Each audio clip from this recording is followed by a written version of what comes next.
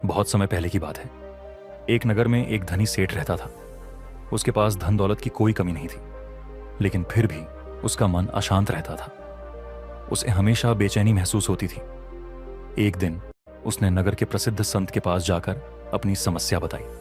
सेठ ने संत से कहा, महाराज, मैं बहुत धनवान हूं, लेकिन मुझे शांति नहीं मिल रही। कृपया मुझे कोई ऐसा उपाय बताएं जिससे मेरा मन शांत हो जाए। संत ने मुस्कुराकर कहा, वत्स, यदि तुम कुछ दिन मेरे साथ रहो और जैसा मैं कहूं वैसा करो तो तुम्हें शांति का मार्ग मिल जाएगा। सेठ ने संत की बात मान ली और उनके पास रुक गया। अगले दिन संत ने सेठ को कुटिया के बाहर तेज धूप में बैठा दिया और खुद अंदर जाकर आराम करने लगे। सेठ गर्मी से बेहाल हो गया, लेकिन उसने कुछ नहीं कहा। दूसरे दिन संत ने सेठ को दिन भर भूखा रखा और खुद स्वादिष्ट पकवान खाए। सेठ के सामने ही संत भोजन का आनंद लेते रहे, लेकिन सेठ ने फिर भी चुपचाप सहन किया। तीसरे दिन सेठ का धैर्य टूट गया। वह गुस्से में उठकर जाने लगा। तभी संत ने उसे रोका और पूछा, वत्स, क्या तुम्हें शांति का उपाय मिल गया? सेठ ने नाराज होकर कहा, महाराज, मैं आपके पास बड़ी उम्मीद लेकर आया था, लेकिन आपने मुझे सिर्फ तकलीफ दी। मुझे तो और भी निराशा हुई है। संत मुस्कुराए और बोले, वत्स, मैंने तुम्हें शांति का मार्ग दिखा दिया, लेकिन तुम उसे समझ नहीं पाए। पहले दिन जब तुम धूप में बैठे थे और मैं आराम कर रहा था, तब मैंने तुम्हें यह सिखाया कि मेरी छाया तुम्हारे काम नहीं आएगी। तुम्हें अपनी शांति खुद ही खोजनी होगी।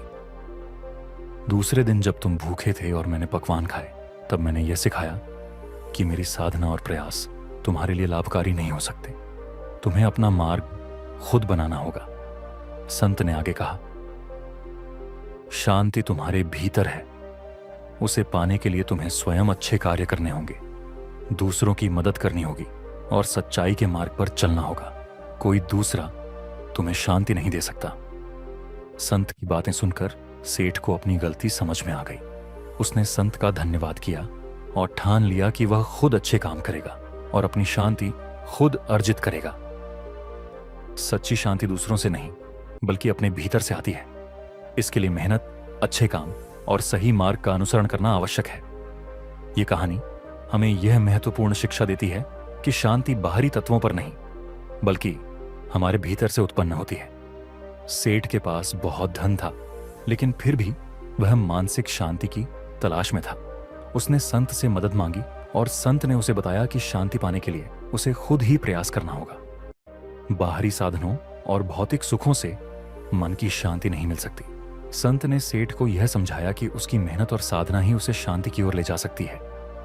यह कहानी हमें यह सिखाती है कि हम अक्सर बाहरी चीजों में शांति की तलाश करते हैं, जैसे धन, प्रसिद्धि या भौतिक सुख साधन, लेकिन असली शांति आत्मिक संतुलन और मानसिक स्थिति से आती है।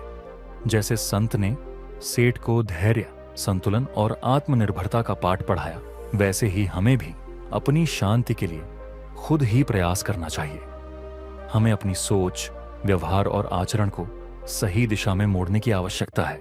सच्ची शांति पाने के लिए हमें ईमानदारी, अच्छे कार्य और आत्मनिर्भरता का पालन करना होगा। इसीलिए किसी भी स्थिति में अपनी मानसिक शांति और संतुलन को बनाए रखना सबसे महत्वपूर्ण है। अगर यह कहानी आपको प्रेरित करे, तो इसे दूसरों के साथ साझा करें।